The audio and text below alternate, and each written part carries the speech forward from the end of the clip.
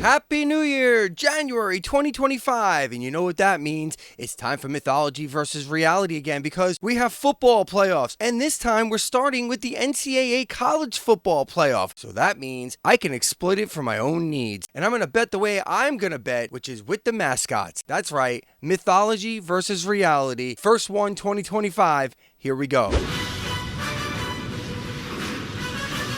And we're going to kick things off with the Notre Dame Fighting Irish taking on the Nittany Lions of Penn State. And I got to tell you, the most underestimated group of people in this entire tournament has to be the Fighting Irish. At every turn, they've been expected to lose. Us Irishmen are always being underestimated. I don't know if it's because we're small, if it's the red beard, if it's the constant drinking. I don't know what it is, but we're always underestimated. I have to tell you, though, we have a secret weapon this time around, the shillelagh.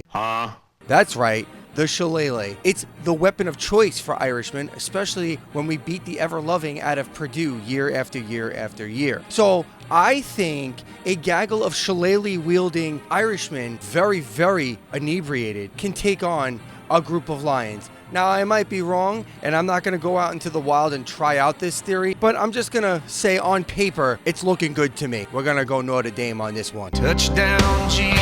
Our second game of this playoff round is the Buckeyes of Ohio State taking on the Longhorns of Texas. Now, I have to go on record and say that I had to do some research on what a Buckeye is because I've heard of it being a cookie, I've heard of it being a tree, but never have I heard of it referring to a person. But when I looked it up, basically Ohioans as a whole are regarded as Buckeyes. Now, I know some fine people from Ohio, but the most current example of Ohio and what it has to offer is not giving me good tough guy vibes. Whereas on the other side, you have a bunch of raging animal bulls. Okay, that's what a Longhorn is.